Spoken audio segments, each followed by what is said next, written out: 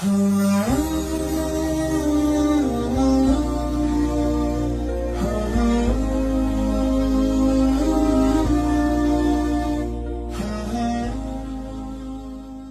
nah ini. Nah. Ada, saya bukan ngada-ngada. Bagaimana caranya bisa membubarkan tempat hiburan malam? Karena saya yakin di tempat seperti ini adalah pusatnya maksiat. Semua hiburan malam mesti ada izin dari Majelis Ulama Indonesia, tokoh adat, tokoh masyarakat, dan disetujui oleh Polsek. Setuju? Jadi siapa yang mau buat hiburan malam nikah anaknya, dia ngurus surat 3. Pertama, rekom dari MUI. Pak Ketua MUI Kecamatan, ya nanti malam mau pesta anak saya. Kata MUI, apa hiburannya? Ada keyboard tunggal. Lagunya apa? Ini lagunya. Ini pulang-pulang berbadan 2. Jangan. Berubah sama selawat. Setelah MUI setuju, datang ke tokoh adat Sunda. Ini Pak tokoh adat, apa lagunya? Ini lagu ya, buat satu lagu adat yang mengingatkan supaya kita tetap menjaga adat sopan santun. Oke, tambah lagu religi satu, lagu adat. Datang ke Polsek, Pak Polsek, oke setuju, jam 10 tutup. Bisa apa nggak bisa? Bisa. Jangan suruh saya datang ceramah ke situ, nanti mereka sudah mabuk baru datang saya assalamualaikum. Nggak bisa. Ini amar ma'ruf nahi mungkar ini bukan cuma tugas ustadz, tapi tugas kita bersama. Di masjid ustadz menyampaikan ceramah, bapak ibu memfasilitasi, anaknya nikah, perbuatannya baik, sakral, menghalalkan yang haram. Tapi dalam itu dia sudah melakukan perbuatan haram, menyediakan narkoba, menyediakan pesta sampai malam. Insya Allah kalau sepakat yang 3, polisi, tokoh agama, tokoh adat, DPR tingkat kabupaten provinsi, peraturan daerah, pesta keramaian hanya boleh sampai jam 9 malam. Lewat dari itu pengawasan polisi boleh menangkap. Bisa atau tidak bisa? Bisa. Makanya kita harus berjamaah menangkal ini semua. Insya Allah kalau sudah orang-orang masjid duduk memilih wakil-wakil rakyat yang juga peduli, maka akan terwujud negeri kita tetap menjadi baldatun thayyibatun wa rabbun ghafur. Makanya sebarkan pengajian. Siapapun ustadz yang datang ngaji, Ustadz Jujun Junaidi ngaji, Ustadz Abdul Somad ngaji, Ustadz ngaji. Datang, duduk, diam, dengar. Ada snack, makan. Nggak ada, istighfar.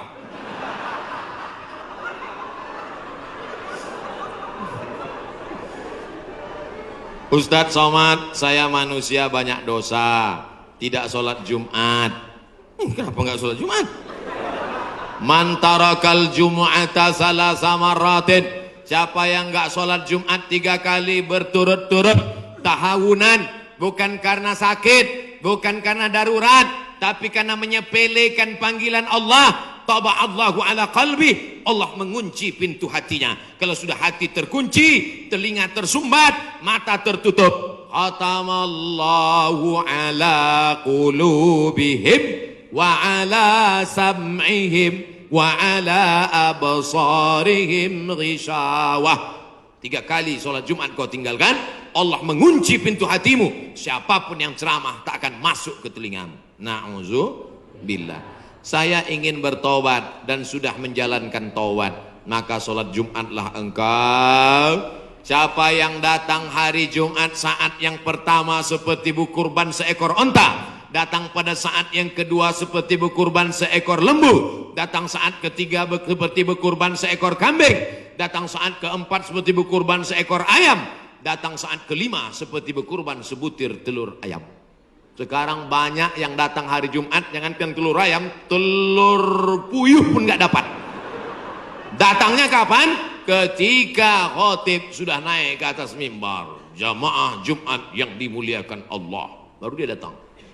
Udah terlambat sholat sunat lagi. Allahu Akbar. Pakai baju kaos tertulis, emang masalah buat lo. Orang kalau taubat itu malu sama dosa-dosa masa lalu, bukan bangga. Ini banyak juga orang udah taubat. Ustaz Somad, saya ini baru hijrah. Dulu semua saya minum. Semua narkotika saya pakai. Ente tobat apa sombong? Orang tobat mengenang dosa itu melelehkan air mata, nangis. Ada juga bukan bangga. Ada juga sebagian jamaah sudah tobat nangis. Ustaz, kamu menyesal minjam uang. La illallah. Kenapa hati ini masih keras Ustaz? Belum bisa nangis di saat tahajud Ustaz. Datang seorang bertanya kepada Nabi an qaswatil qalbi, hatinya keras. Apa kata Nabi? At'imil masakin wamsah ra'sal yatim. Kalau mau melembutkan hati, kasih makan fakir miskin, usap kepala anak yatim. Siap?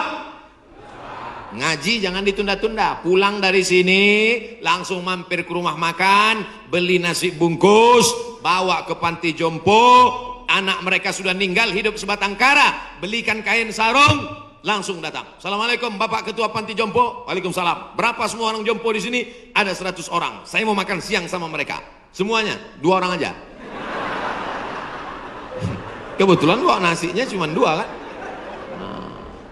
Melihat mereka nanti menyuap, menggeletar tangannya memasukkan nasi yang kau masukkan, maka disitulah hatimu akan lunak. Pergi ke rumah anak yatim, tanya anak yatim sudah berapa bulan gak bayar uang sekolah.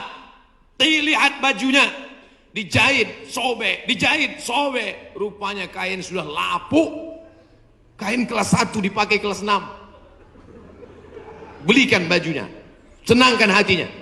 Nabi yang mengasih resep ini, an qaswatil qalbi. Azab yang paling hebat bukan miskin, azab yang paling dahsyat bukan susah. Azab di atas azab adalah hati yang keras. Wa inna minal hijarati lama yatafajjaru minhul alhar. Ada batu keras tapi masih bisa mengalirkan air. Wa inna minha lama yahbitu min khasyatillah. Ada batu yang keras tapi hancur berkeping ketika takut kepada Allah. Di atas bukit Tursina, saya ketika naik ke atas bukit Tursina di Mesir, tempat Nabi Musa menerima wahyu, itu nampak batu-batu hancur. Kata imam masjid yang ada di atas, inilah batu yang hancur saat takut kepada Allah SWT. Tapi kalau sudah hati menjadi keras, maka tak akan meleleh apa-apa. Kalau ada orang tidak meleleh apa-apa, pelit, medit, bakhil, itu salah satu ciri hati yang keras. Lunakkan hati dengan banyak bersedekah. Saya kalau ikut pengajian, telinga saya tahan. Kalau ikut sholat malam, mata saya tahan. Kalau datang ke masjid, kaki saya tahan. Tapi kalau sudah keluar duit, dompet saya nggak tahan. Banyak orang ketika keluar, alhamdulillah masjid ini adalah wakaf orang-orang baik di Panyawangan, di Jawa Barat. Ternyata orang-orang Sunda, orang-orang Jawa Barat ini berwakafnya tidak tanggung-tanggung, langsung satu masjid. Mudah-mudahan akan banyak wakaf-wakaf yang lain insyaallah. Amin. Sekarang banyak juga orang berwakaf. Ustaz Somad, itu tanah saya wakafkan. Mantap. Begitu diurus di Badan Pertahanan Nasional, rupanya suratnya 5. Kenapa kau wakafkan tanah bermasalah? Karena bermasalah, itulah saya wakafkan Ustaz. Nauzubillah. Kalau hatimu masih keras juga, hadirlah di tempat penguburan jenazah. Berdirilah di tepi kubur tempat jenazah. Kubur, suruh kawan satu nyenggol dari belakang. Masuk kau ke dalam, kau sambut jenazahnya, kau pegang masuk ke lubang, terasa dingin dari bawah, sadarlah bahwa kau juga akan mati masuk ke dalam. Rumahmu yang besar tinggal, istrimu akan nikah dengan brownies. Mobilmu yang mewah akan dijual, suratnya akan berganti di kantor Samsat. Tanahmu akan diganti akte notaris. Kau hanya akan membawa 2-3 helai kain kafan, digulung macam dodol Garut. Apa yang kau bawa mati menghadap Allah SWT? Ada orang Islam mati bawa seragam? Ada. Tadi saya baru dikasih jaket kulit, sayang sekali. Tapi jaket itu pun tinggal kalau kau mati, Abdul Somad. Kenapa nggak dipakai sekarang? Panas. Apa yang kau bawa mati? Kalau pernah kau usap kepala anak yatim, kalau pernah kau infak sedekah untuk masjid, itulah yang akan kekal abadi. Yang mewakafkan tanah ini sudah meninggal, tapi terang kuburnya, lapang makamnya insya Allah. Amin. Pikirkan, orang yang cerdas bukan yang IP-nya 4, orang yang cerdas bukan otaknya hebat, Al-kayyis, orang yang cerdas, mandana nafsahu, mampu menekan hawa nafsunya, wa amila lima ba'dal maut, dia beramal berpikir setelah mati. Ini banyak orang mikirnya setelah pensiun. Saya alhamdulillah Pak Ustaz udah siap nih setelah pensiun nanti. Emangnya yakin malaikat maut datang setelah pensiun? Banyak malaikat maut datang sebelum pensiun. Pikir baik-baik. Pikir itu pelita hati. Lama berpikir sakit hati.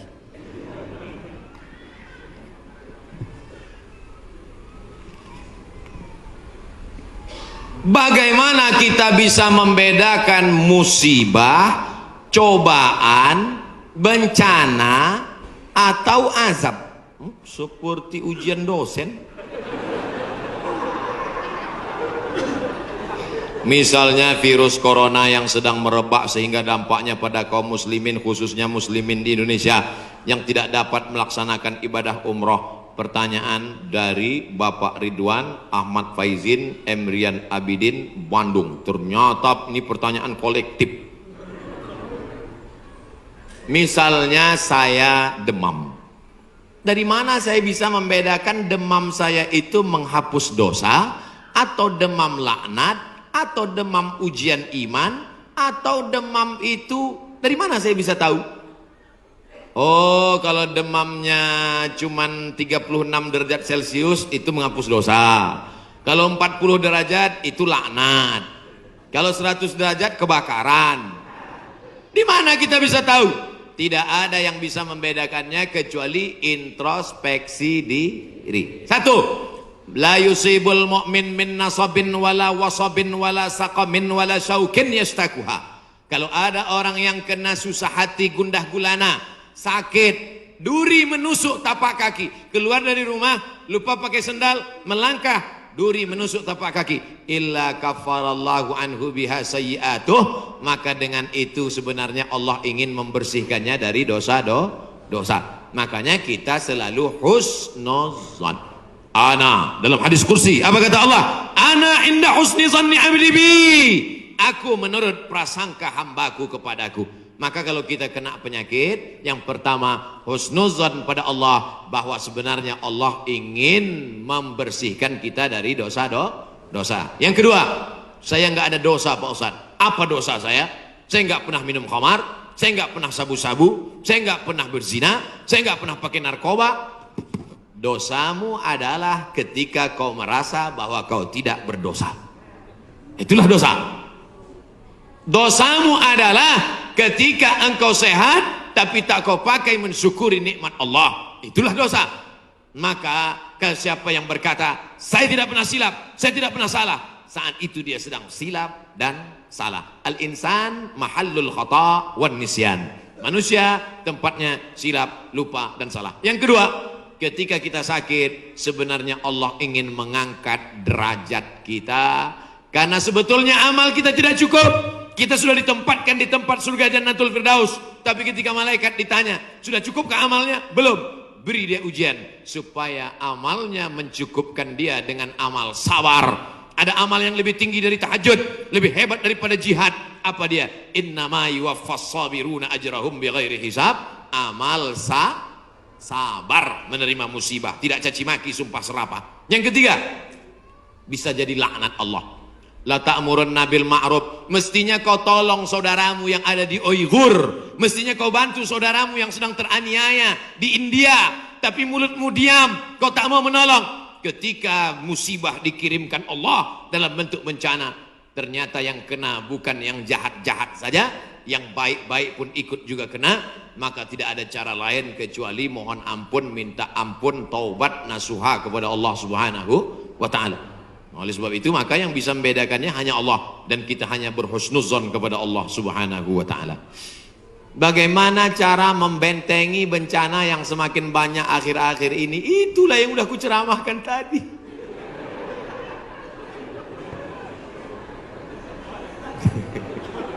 Itulah yang udah kita bicarakan selama 1 jam 15 menit tadi, brother.